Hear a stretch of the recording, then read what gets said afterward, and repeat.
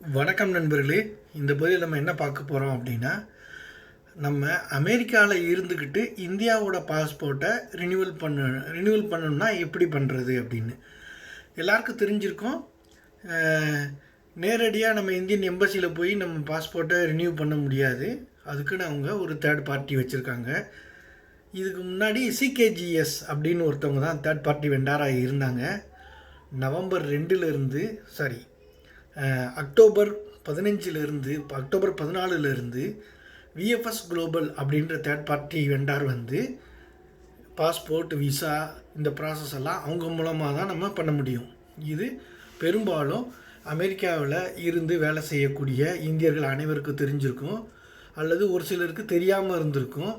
அவங்க அதாவது 10 வருஷம் அவங்களோட பாஸ்போர்ட் முடிய போகிற சூழ்நிலையில் இருக்குது, அல்லது 9 வருஷம் முடிஞ்சிச்சு, 10ஆவது வருஷம் ஆரம்பிச்சிருச்சு அப்படின்னா அவங்க அந்த பாஸ்போர்ட்டை ரினியூவல் பண்ணி வச்சுக்கிறது பெஸ்ட்.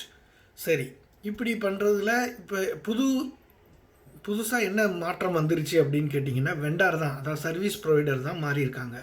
அது யாருன்னா சிகேஜிஎஸ்லேருந்து விஎஃப்எஸ் குளோபல். இப்படி சர்வீஸ் ப்ரொவைட் மாறினாலும் அவங்களோட வெப்சைட் புதுசாக இருக்கிறனால அதோடய வழிமுறைகள் என்ன அப்படிங்கிறது தெரிஞ்சுக்கிறது தான் இந்த வீடியோவில் நம்ம பார்க்க போகிறோம். பொதுவாகவே ஒரு விசா அப்ளை பண்ணுறதோ ஒரு பாஸ்போர்ட் ரினியூவல் பண்ணுறப்பையோ நிறைய விஷயங்கள் நம்ம படித்து முடிச்சுட்டு தான் ப்ராசஸில் இறங்கணும்.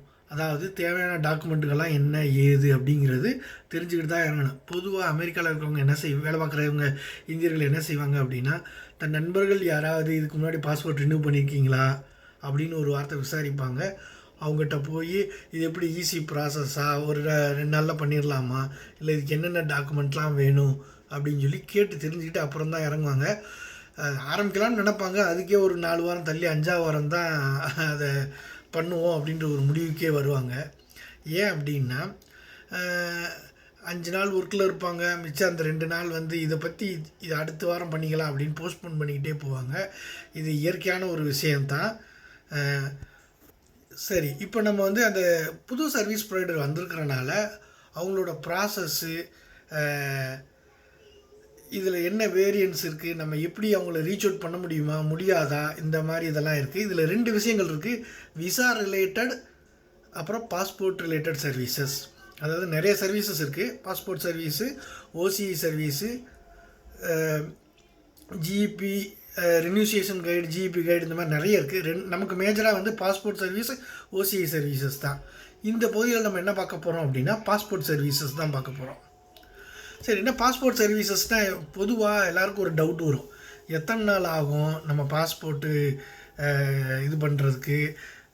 இதில் சில கொஸ்டின் வரும். இப்போ நம்ம இந்தியாவில் இருக்கிற அட்ரஸ்க்கே நம்ம பாஸ்போர்ட்டை ரினியூவலுக்கு கொடுக்கலாமா, அல்லது யூஎஸில் இருக்கிற அட்ரஸ்க்கு பாஸ்போர்ட் ரினியூவலுக்கு கொடுக்கலாமா அப்படின்லாம் தோணும். 2க்குமே ஆப்ஷன் இருக்குது.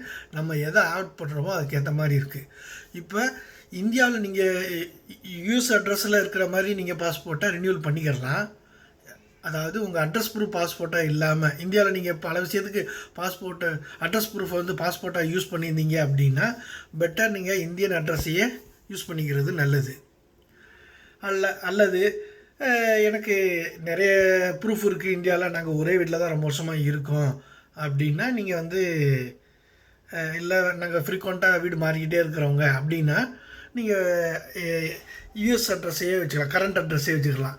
யூஎஸ் கரண்ட் அட்ரஸே உங்கள் பாஸ்போர்ட்டில் அட்ரஸாக வர மாதிரி வச்சுக்கிட்டீங்க அப்படின்னா இந்த வெரிஃபிகேஷன் இதெல்லாம் வந்து ஈஸியாக முடியும்.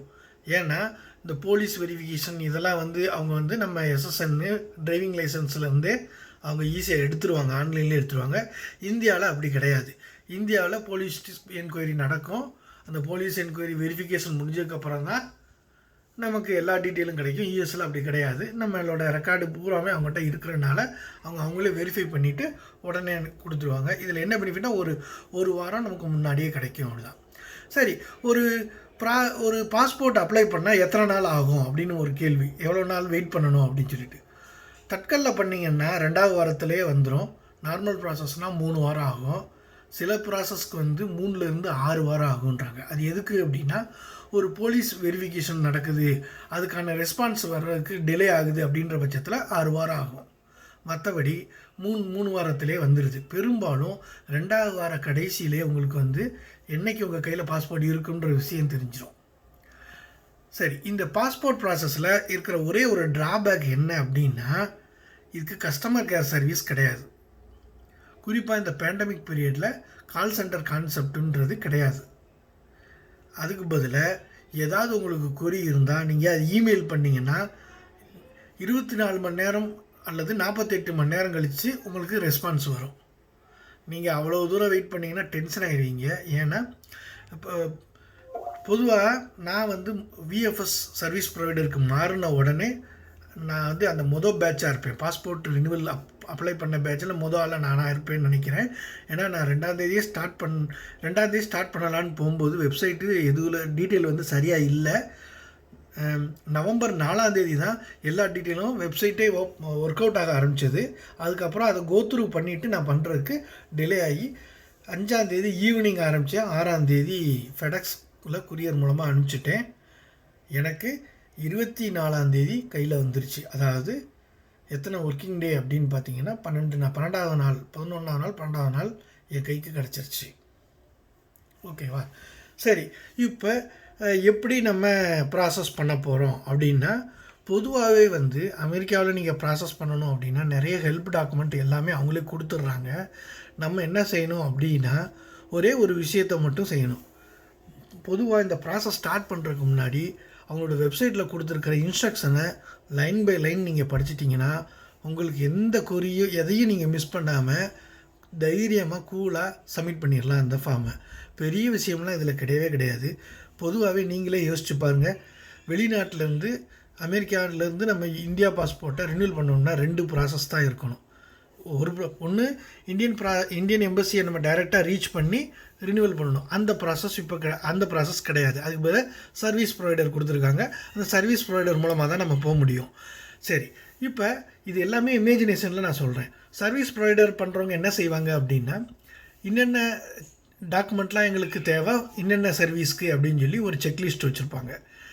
அப்போ நம்ம என்ன செய்யணும், அதை படித்து தெரிஞ்சுக்கிட்டு செக்லிஸ்ட்டுக்கு தேவையான டாக்குமெண்ட்டை அட்டாச் பண்ணி சர்வீஸ் ப்ரொவைடருக்கு கொடுத்தோம் அப்படின்னா, சர்வீஸ் ப்ரொவைடர் வந்து செக்லிஸ்ட் பிரகாரம் டாக்குமெண்ட் இருக்கான்னு வேலிடேட் தான் பண்ணுவாங்க. வேறு எதுவும் பண்ண மாட்டாங்க. பண்ணிவிட்டு அந்த டாக்குமெண்ட்டை இந்தியன் எம்பசிக்கு அனுப்புவாங்க. இந்தியன் எம்பசி என்ன செய்வாங்க, உங்களோட பாஸ்போர்ட்டோட ஃபைல் நம்பர்னு ஒன்று இருக்கும். அந்த ஃபைல் நம்பரை நீங்கள் அதில் என்ட்ரி பண்ணியிருப்பீங்க. அந்த ஃபைல் நம்பரை வச்சுக்கிட்டு உங்களோட ப்ரீவியஸ் இயர் நீங்கள் கொடுத்த டேட்டாவும் உங்கள் பாஸ்போர்ட்டில் இருக்கிற டேட்டாவும் மேட்ச் ஆகிருக்கா அப்படின்னு செக் பண்ணுவாங்க. மேட்ச் ஆகிருக்கு அப்படின்னா உடனே பிரிண்ட்டு கொடுத்துட்டு பாஸ்போர்ட் வந்துடும். அல்லது அதில் நீங்கள் ஏதாவது கரெக்ஷன் கொடுத்துருக்கீங்க, உதாரணமாக அட்ரஸ் சேஞ்ச் பண்ணுறீங்க, உங்கள் ஒய்ஃப் பேர் இன்க்ளூட் பண்ணணும்னு நினைக்கிறீங்க, அல்லது நேம் சேஞ்ச் பண்ணுறீங்க, அந்த மாதிரி ப்ராசஸ் எல்லாம் இருந்தது அப்படின்னா அதுக்கு சில இன்ஸ்ட்ரக்ஷன் அதிகமாக தேவைப்படும். அப்படி மாற்றும்போது கட்டாயம் போலீஸ் வெரிஃபிகேஷன் போகும். போலீஸ் வெரிஃபிகேஷன் போகும்போது உங்களுக்கு அங்கே அனுப்பின உடனே உங்களுக்கு ஒரு இமெயில் வந்துடும். நீங்கள் என்ன பண்ணலாம் அப்படின்னா, கரெக்டாக அந்த நேரத்தில் உங்கள் வீட்டில் யாராவது இருந்தாங்கன்னா நீங்கள் அவங்களுக்கு ஃபோன் பண்ணி, இந்த மாதிரி நான் யூஎஸில் இருக்கேன், எனக்கு போலீஸ் வெரிஃபிகேஷன் வந்திருக்குன்னு எனக்கு மெயில் வந்திருக்கு, நான் தான் அது அப்படின்னு சொன்னீங்கன்னா அவங்க அது கேட்டுக்கிடுவாங்க. ஒருவேளை நீங்கள் சொல்கிறத வச்சே அவங்க எல்லா விஷயம் அதாவது உங்கள் வீட்டு பக்கம் வந்து நீங்கள் தான் அந்த அட்ரஸில் குடியிருக்கீங்கன்னு நெய்பர்ஸ் யார்ட்டையா விசாரிச்சுக்கிட்டாங்க அப்படின்னா அந்த டீட்டெயில் வந்து அவங்க வெரிஃபிகேஷன் கம்ப்ளீட்னு போட்டுருவாங்க. ஏன்னா நீங்கள் இந்தியாவில் இருக்கக்கூடிய இன்னொரு அட்ரஸ்ஸு அல்லது ஃபோன் நம்பர் நீங்கள் மென்ஷன் பண்ணியிருப்பீங்க. அவங்க அந்த அட்ரஸாக அந்த ஃபோன் நம்பருக்கு தான் கால் பண்ணுவாங்க. அதனால் இது வந்து பெரும்பாலும் ஓரிரு நாட்களில் முடிஞ்சிடும், அல்லது மேக்ஸிமம் 1 வாரம் ஆகும். நீங்கள் உங்களுக்கு எல்லோரும் ரெடியாக இருக்காங்கன்னா நீங்களே டைரெக்டாக எஸ்பி ஆஃபீஸை ரீச் அவுட் பண்ணிவிட்டு, சார் எப்போ வருவாங்கன்னு அப்படின்னு கேட்டிங்கன்னா அவங்க உங்கள் வீட்டு பக்கத்தில் இருக்கக்கூடிய போலீஸ் ஸ்டேஷனுக்கு அந்த ஃபைல் அனுப்பிச்சிடுவாங்க. எல்லாமே மெயில் தான், அதாவது ரொம்ப நேரம்லாம் ஆகாது. அவங்க இப்படி அனுப்பிச்சாங்கன்னா 5 செகண்டில் அங்கே போயிடும். அவங்க வந்து வெரிஃபைடுன்னு ஒரு டிக் மார்க் போட்டு சப்மிட் பண்ணாங்கன்னா முடிஞ்சு போச்சு. இதுக்கு பெரும்பாலும் எந்த செலவும் ஆக போகிறதில்ல. யாரும் காசு கேட்க மாட்டாங்க, பொதுவாக கேட்க மாட்டாங்க. ஜஸ்ட் வெரிஃபிகேஷன் பர்பஸ்க்கு அவங்க நேராக வந்து போகிறது மட்டும்தான். ஏன்னா சில சமயம் உங்கள் ஃபோன் வெரிஃபிகேஷன் மூலமாகவே அவங்களுக்கு டீட்டெயில் தெரிஞ்சிடும். ஏன்னா பாஸ்போர்ட் ஆஃபீஸில் உங்கள் டீட்டெயில் ஆல்ரெடி பழைய ஃபைல் நம்பரை வச்சு உங்கள் ரெக்கார்டு பூரா தெரிஞ்சுக்கிடுவாங்க. ஏதாவது போலீஸ் கேஸ் இருக்கான்னு மட்டும்தான் அவங்க வெரிஃபை பண்ணுவாங்க. பொதுவாக வெளிநாடு போய் ஒர்க் பண்ணிக்கிட்டு இருக்கிறவங்க எந்த ஒரு நெகட்டிவான விஷயத்துலையும் இன்வால்வ் ஆக மாட்டாங்க. 99% யாரும் இன்வால்வ் ஆக மாட்டாங்க. அதனால் ஒரு தடவை அவங்க வந்து ஒரு வெரிஃபிகேஷன் மட்டும் பண்ணிட்டு போவாங்க. இவ்வளோ தாங்க மொத்த ப்ராசஸ். இது வந்து ஜெனரலாக நம்ம அசம்ஷன் பண்ண ப்ராசஸ். இப்போ லைவில் எப்படி இருக்குதுன்னு பார்ப்போம். இப்போ அமெரிக்காவில் பார்த்தீங்கன்னா San Francisco, New York, Chicago, Washington DC இந்த மாதிரி ஒரு 5-6 சென்டர் வச்சுருக்காங்க. நம்ம லொக்கேஷன் எங்கேன்றது தெரிஞ்சுக்கிட்டு நம்ம சென்டர் எதுன்றதை நம்ம முதல் ஐடென்டிஃபை பண்ணிக்கிறணும். அதை செலக்ட் பண்ணிவிட்டு நம்ம அதுக்கப்புறம் அந்த சைட்டுக்குள்ளே சொல்லிக்கிற இன்ஸ்ட்ரக்ஷனை இப்போ வந்து பூரா படித்து பார்க்கணும். என்ன இப்போ இது தாங்க அந்த வெப்சைட்டோட ஐடி visa.vfsglobal.com/USA/en/int. இந்த விஎஃப்எஸ் குளோபல் அப்படின்ற வெப்சைட்டுக்குள்ளே போனீங்கன்னா உங்களுக்கு இத்தனை மெனு இருக்குது. இந்த மெனுலலாம் பார்த்தீங்கன்னா என்னென்ன சர்வீஸ் இருக்குன்றதை நீங்கள் இங்கே செலக்ட் பண்ணிக்கலாம். நான் பாஸ்போர்ட் சர்வீஸுங்கிறத செலக்ட் பண்ணிக்கிறேன். செலக்ட் பண்ணிட்டா இந்த பாஸ்போர்ட் அப்ளை பண்ணுறதுக்கான என்னென்ன இன்ஸ்ட்ரக்ஷன் இருக்குது அப்படிங்கிறது இங்கே லிஸ்ட் அவுட் பண்ணிட்டாங்க. ரொம்ப கிளியராக இருக்குது, நம்ம ஃபாலோ பண்ணிக்கலாம். அதுவும் இல்லாமல் ஸ்டெப் 1 ஸ்டெப் 2ன்னு ஒரு 6 ஸ்டெப்பு இருக்குது. இந்த 6 ஸ்டெப்பு ரொம்ப முக்கியமான ஸ்டெப். சரி, இதில் என்ன ஃபஸ்ட்டு ஸ்டெப் அப்படின்னு பார்த்தீங்கன்னா, நீங்கள் பாஸ்போர்ட்டு என்ன டைப்பான பாஸ்போர்ட் பண்ண போகிறீங்க அப்படின்னா இவங்ககிட்ட இருக்கிற பாஸ்போர்ட் சர்வீஸை இவங்க சொல்லுவாங்க. என்ன பாஸ்போர்ட் சர்வீஸ் இருக்குது அப்படின்னு பார்த்தீங்கன்னா, reissuance of passport Tatkal service. Passport renewal வந்து தட்கலில் பண்ணுறது, இல்லை நார்மலில் பண்ணுறது, அல்லது புதுசாக நான் பாஸ்போர்ட் அப்ளை பண்ணுறது. புதுசாக யாருக்கு அப்ளை பண்ணுவாங்க? Minor kids. யூஎஸில் பிறந்தாலும் அவங்க இந்தியன் சிட்டிசனாக தான் நான் இருக்க விரும்புகிறேன் அப்படின்னு சொல்லிட்டாங்க அப்படின்னா அவங்க ஃப்ரெஷ் பாஸ்போர்ட் அப்ளை பண்ணுவாங்க. ரைட்டா? இப்போ நான் வந்து இப்போ தட்கல் சர்வீஸ்ன்னு நான் செலக்ட் பண்ணேன்னா அதில் என்னென்ன கண்டிஷன் இருக்குது, என்னென்ன ஸ்டெப்ஸ் இருக்குதுன்னு இங்கே கீழே சொல்லிடுறாங்க. யார் எலிஜிபிள் தட்கல் பாஸ்போர்ட்டுக்கு அப்படின்ற டீட்டெயிலு, அதோடய ப்ராசஸிங் டைமு, தட்கல் ஃபீஸ் எவ்வளவு, இப்படி ஒன்று ஒன்று எக்ஸ்பிளைன் பண்ணிக்கிட்டு போனீங்க அப்படின்னா உங்களுக்கு அந்த டீட்டெயில் கிடைக்கும். ஓகேவா? ப்ராசஸிங் டைம்னா என்ன, தட்கல் ஃபீஸ் அப்ராக்சிமேட்டாக எவ்வளோ இருக்கும், அதில் 36 பேஜ் புக்லெட் வேணுமா இல்லை நிறைய பக்கங்கள் கொண்ட புக்லெட் வேணுமா அப்படின்ற அந்த கான்செப்ட், அந்த ஐட்டத்தை நீங்கள் செலக்ட் பண்ணிங்கன்னா அதுக்கேற்ற மாதிரி ப்ரைஸ் வேரியன்ஸ் இருக்கும்.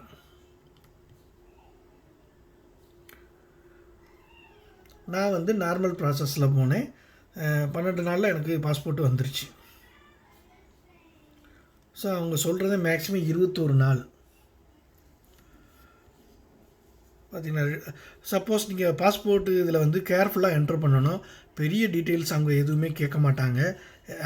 என்னென்ன டீட்டெயில் கேட்பாங்க அப்படின்ற டாக்குமெண்ட்டு கூட இருக்குது. இங்கே பார்த்தீங்கன்னா ஃபீஸு, என்ன டாக்குமெண்ட்ஸ் எல்லாம் தேவை, என்னென்ன ஃபார்ம்லாம் எழுதி நோட்டரி வாங்கணுன்ற டீட்டெயில் இங்கே இருக்குது.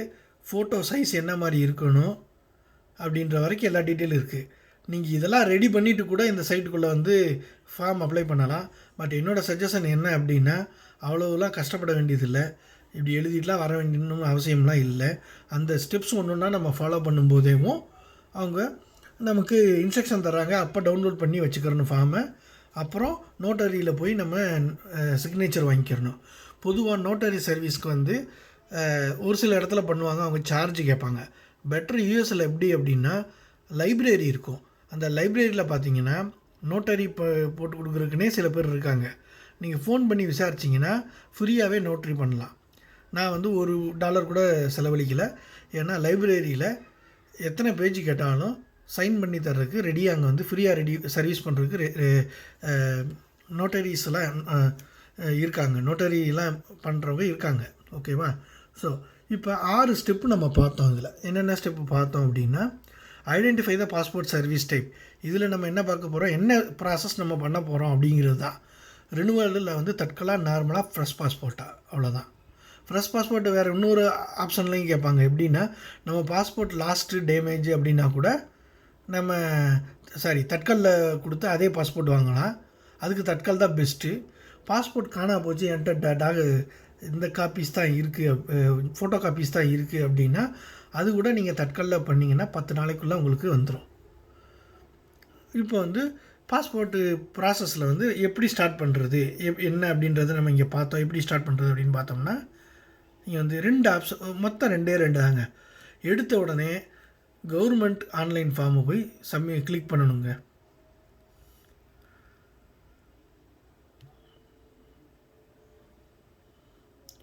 இது என்ன செய்யும், இந்தியன் எம்பசிக்கு கொண்டு போங்க. இந்த இந்தியன் எம்பசி கொண்டு போன உடனே இந்தியன் எம்பசி வெப்சைட்டுக்கு கொண்டு போகும்.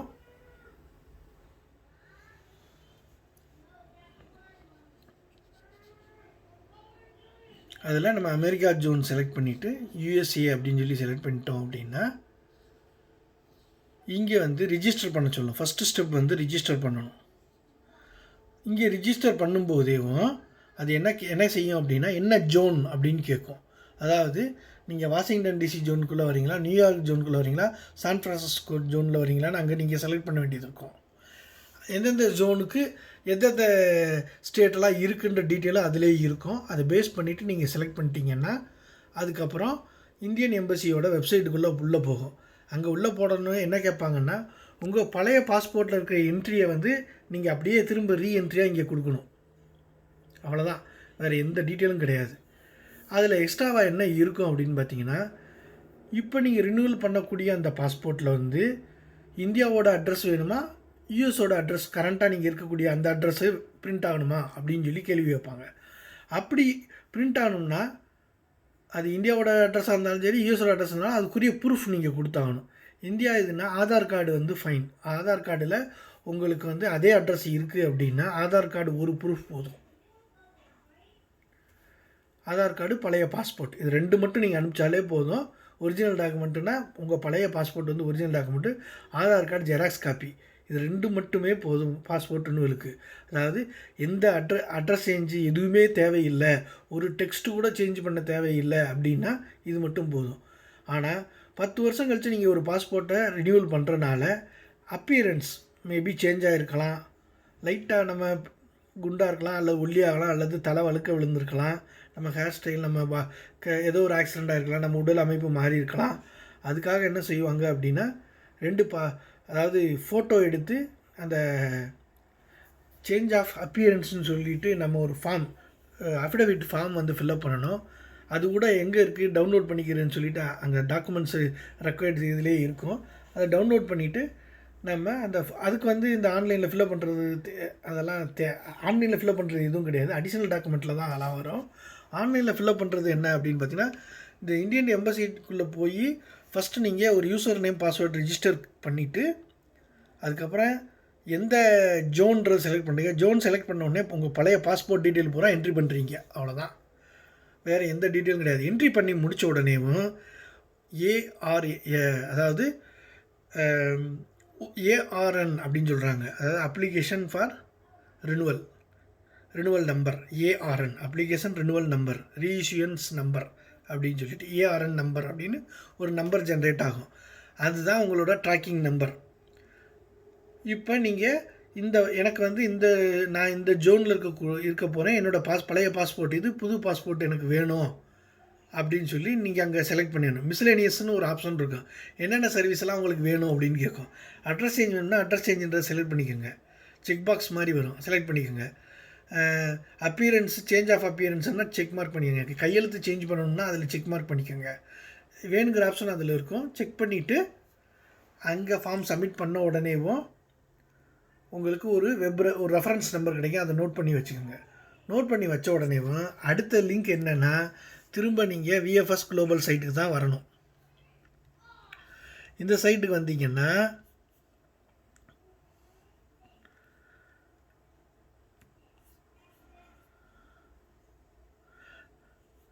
அதாவது எப்படி இப்போ நான் சொன்னேன்ல கவர்மெண்ட் ஃபார்ம் எப்படி இருக்கும், எப்படி ஃபில்அப் பண்ணணுன்றதுக்கு ஸ்க்ரீன்ஷாட் மோகண்டு அவனே கொடுத்துட்டான்.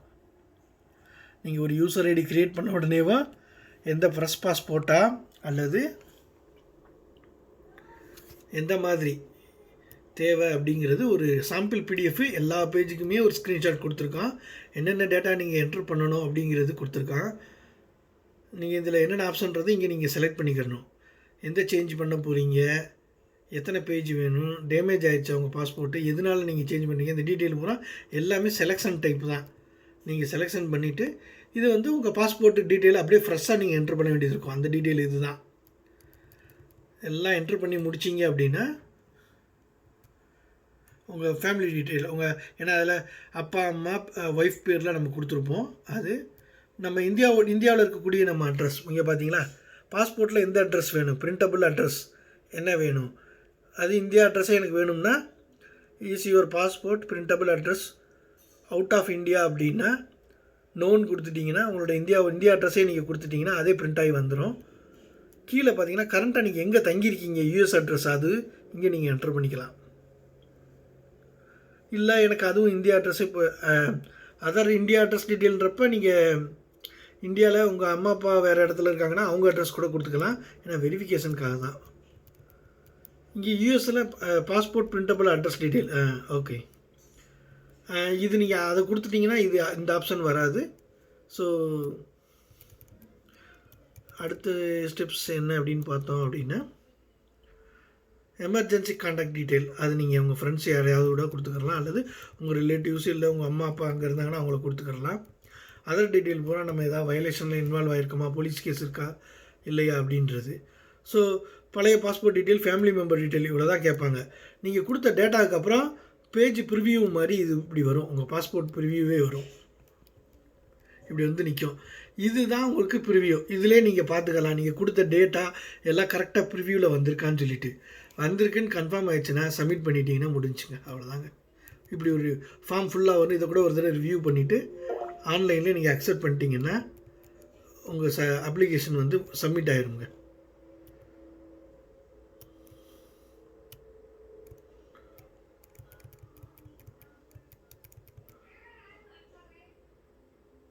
நல்லா பார்த்தீங்கன்னா ரீஇஷ்யூ அப்ளிகேஷனு என்ன மாதிரி ஃபைல் பண்ணுறேன்னா நார்மலில் ஃபைல் பண்ணுறேன் அப்படின்னு சொல்லி வந்துடும்.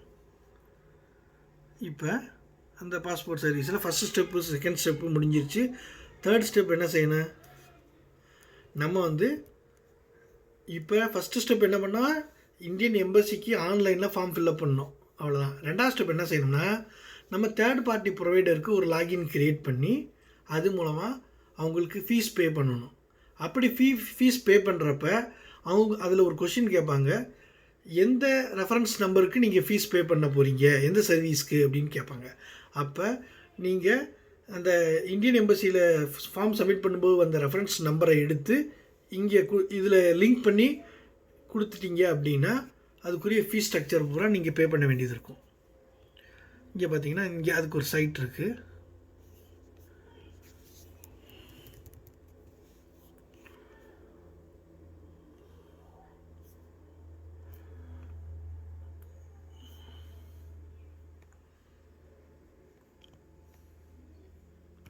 இது வந்து என்னென்னா எந்தெந்த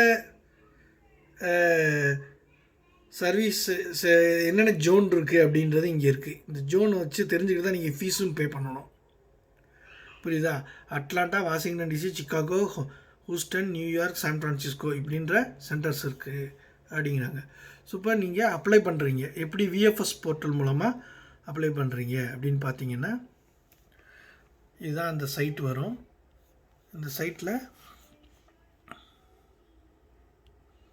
நான் பாஸ்போர்ட் சர்வீஸ் பண்ண போகிறேன் அப்படின்னு சொன்னீங்கன்னா பாஸ்போர்ட் கிளிக் பண்ணிங்கன்னா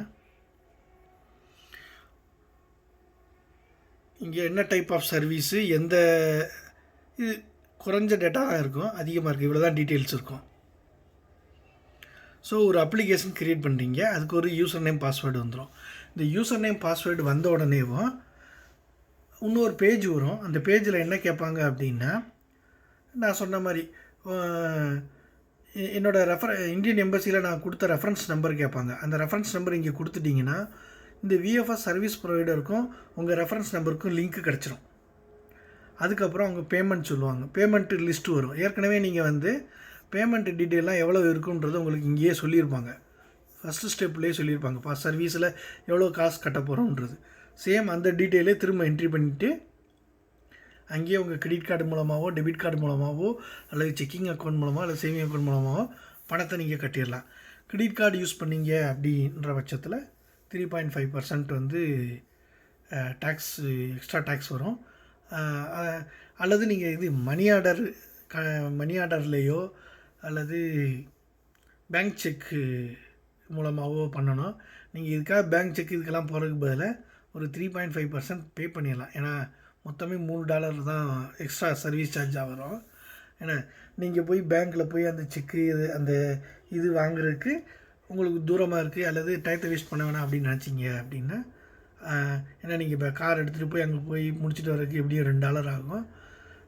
அது அன்னெசரி ட்ராவல் நீங்கள் நினச்சிங்க அப்படின்னா, நீங்கள் ஆன்லைனில் டெபிட் கார்டு மூலமாகவோ கிரெடிட் கார்டு மூலமாக பே பண்ணிடுங்க. பே பண்ணிட்டீங்க அப்படின்னா உங்களுக்கு இப்போ ரெண்டு லாகின் டீட்டெயில்ஸ் உங்கள்கிட்ட இருக்கும். ஒன்று விஎஃப்எஸ் சென்டரோட லாகின் டீட்டெயிலு, ஆனால் இன்னொன்று வந்து எம்பசி மூலமாக கிடச்ச லாகின் டீட்டெயில். ஸோ நீங்கள் எப்போ வேணால் ஸ்டேட்டஸை ட்ராக் பண்ணிக்கலாம். இவங்களோட ஸ்டேட்டஸ் ட்ராக் பண்ணுறதுக்கு இந்த எம்பசியில் வந்துட்டு ட்ராக் ஸ்டேட்டஸ்ன்னு கொடுத்துட்டிங்கன்னா அது டீட்டெயில் கேட்கும். இந்த அப்ளிகேஷன் ரெஃபரன்ஸ் நம்பர் வந்து இந்த மாதிரி இருக்கும். உங்கள் டேட் ஆஃப் பர்த்தை கொடுத்துட்டு இந்த கேப்சா டீட்டெயில் கொடுத்துட்டீங்க அப்படின்னா இவங்க ட்ராக் பண்ணி ஸ்டேட்டஸ் சொல்லுவாங்க. அதே மாதிரி விஎஃப்எஸில் கூட இவங்க சைடும் ட்ராக்கிங் இருக்கும். இவங்க சைடு என்ன ட்ராக்கிங் இருக்கும் அப்படின்னா, நீங்கள் ஆன்லைனில் ஃபில்அப் பண்ண உடனேவும் சில டாக்குமெண்ட்ஸ் எல்லாம் அடிஷ்னல் டாக்குமெண்ட்டு என்னென்ன டாக்குமெண்ட் இருக்கும்னா, இந்த ஃபார்ம் எம்பசியில் ஃபில்அப் பண்ண ஃபார்ம் அப்படியே ஒரு பிரிண்ட் அவுட் எடுக்க வேண்டியது இருக்கும். அது ப்ளஸ் அடிஷ்னல் டாக்குமெண்ட். என்னென்ன அடிஷ்னல் டாக்குமெண்ட்னா, 2 பாஸ்போர்ட் சைஸ் ஃபோட்டோ நீங்கள் கொடுக்கணும். உங்களுக்கு ஒரு பாஸ்போர்ட் சைஸ் ஃபோட்டோ வந்து நீங்கள் அந்த ஃபார்ம்லேயே ஃபில்அப் பண்ணணும், பேஸ்ட் பண்ணணும்.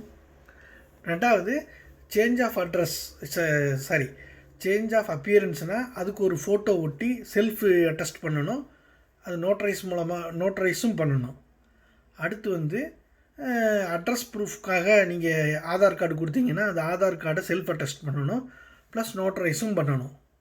அப்புறம் உங்கள் பழைய பாஸ்போர்ட்டோட front 4 page last 4 page print out எடுத்து அதை செல்ஃப் அட்டஸ்ட் பண்ணிக்கிறணும். அட்டஸ்ட் வந்து ஒரு 2 பிளேஸில் தான் நோட்டரி அட்டஸ்ட் வந்து 2 இல்லை 3 பிளேஸில் தான் பண்ணணும். அப்புறம் நம்ம இதோட இணைக்க வேண்டிய இன்னொரு காப்பி என்னென்னா, நம்மளோட விசா காப்பி. விசா இருந்தால் பாஸ்போர்ட்டில் இருக்கக்கூடியதை அப்படியே நீங்கள் ஒரு ஃபோட்டோ காப்பி கொடுத்தா போதும். அல்லது eligible document, work eligible document I-797A இருக்கும். அந்த டாக்குமெண்ட்டை நீங்கள் கொடுக்கணும். ஏன்னா எத்தனை வருஷம் எப்போ வரைக்கும் நீங்கள் யூஎஸில் இருக்கிறதுக்கான எலிஜிபிள் இருக்குது அப்படின்றது அந்த டாக்குமெண்ட் மூலமாக தெரியும் நமக்கு.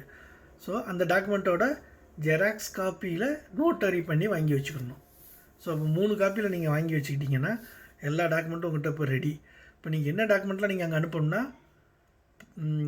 வந்து இந்த ஆன்லைனில் ஃபில்அப் பண்ண ஃபார்மு, ரெண்டாவது அடிஷ்னல் டாக்குமெண்ட்டு என்னென்னா, இப்போ நீங்கள் சேஞ்ச் ஆஃப் அட்ரஸ்னால் அதுக்குரிய ப்ரூஃப் என்ன அஃபிடவிட், அதுக்கு நோட்டரி.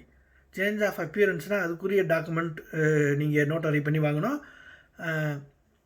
இப்போ நீங்கள் எங்கே இருக்கீங்க, I-797 ஃபார்ம் அதை நீங்கள் அந்த I-797ஐயும் நோட்டரிக்காரங்கிட்ட காமிச்சு ஜெராக்ஸ் காப்பியில் நோட்டரி வாங்கணும். இது போக அட்ரஸில் சின்ன சேஞ்சஸ்லாம் இருக்குது அப்படின்னா, இப்போ எனக்கு என்ன சேஞ்சஸ் வந்துச்சுன்னா, எங்களோட வீடு வந்து 55வது நம்பரு. ஆனால் வந்து என்னாச்சுன்னா அது பழைய நம்பராக மாறிடுச்சு. புது நம்பர் வந்து 68ன்னு ஆயிடுச்சு. அதனால் 68/55ன்னு ஆகிப்போச்சு எங்கள் வீட்டு நம்பர். இப்போ நான் என்ன பண்ணேன்னா, நான் பழைய அது ஆதார் கார்டில் அப்டேட் ஆகிருக்கு. உடனே ஆதார் கார்டு காப்பியை நான் உள்ள ப்ரூஃபாக வச்சதுனால செல்ஃப் அட்டஸ்ட்டும் பண்ணிக்கிட்டேன், அது நோட்டரியும் பண்ணிக்கிட்டேன். அப்போ நானே 4 நோட்டரி வாங்கியிருக்கேன். புரியுதா? இவ்வளோ தாங்க டாக்குமெண்ட்டு.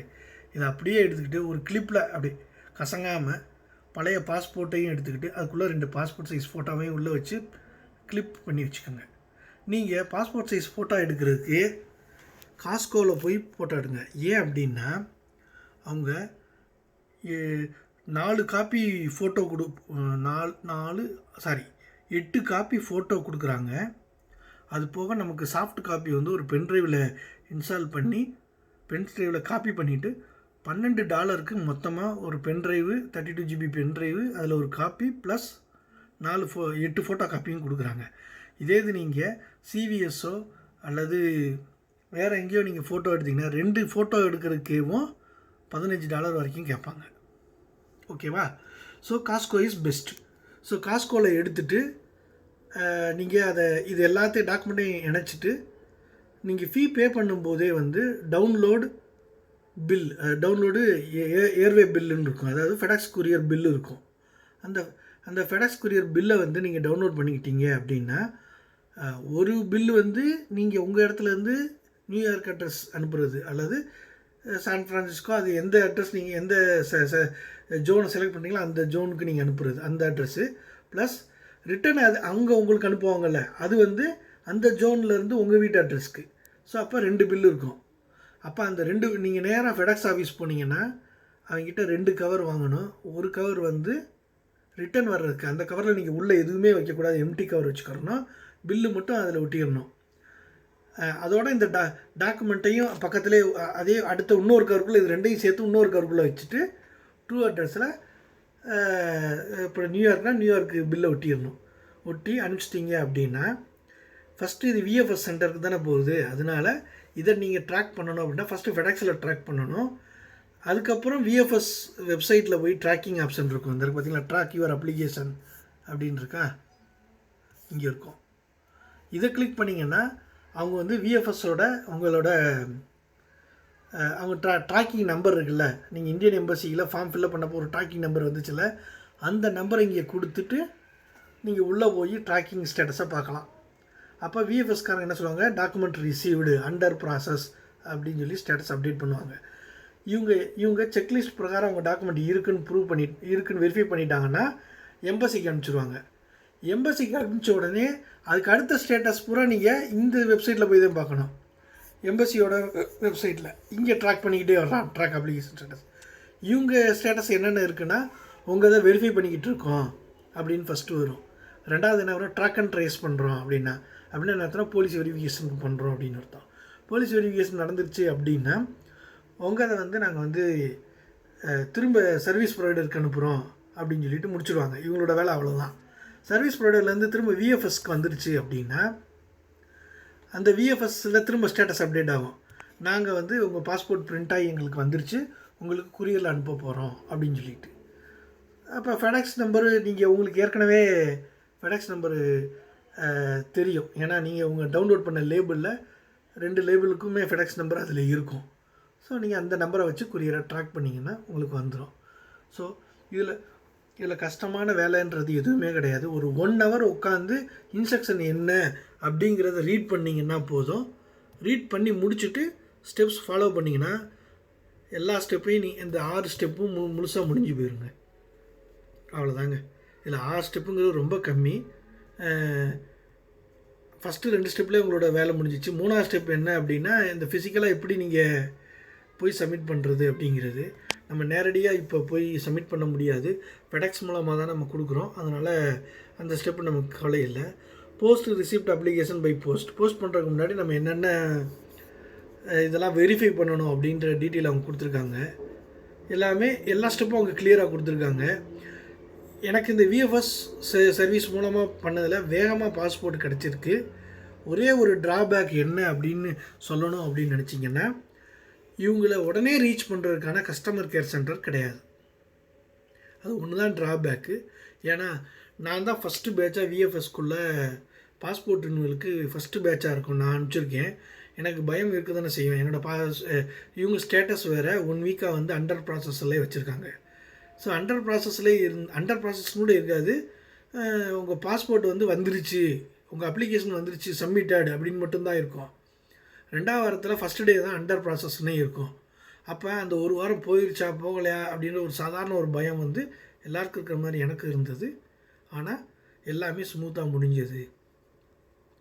என்ன நண்பர்களே, உங்களுக்கு இந்த பாஸ்போர்ட் சர்வீஸில் ஏதாவது சந்தேகமோ ஏதோ இருந்ததுன்னா நீங்கள் எனக்கு ஃபோன் பண்ணலாம்.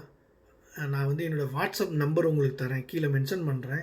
அதில் நீங்கள் நோட் பண்ணிவிட்டு எனக்கு கால் பண்ணிங்கன்னா நான் டைரெக்டாக உங்கள்கிட்ட பேசுகிறேன்.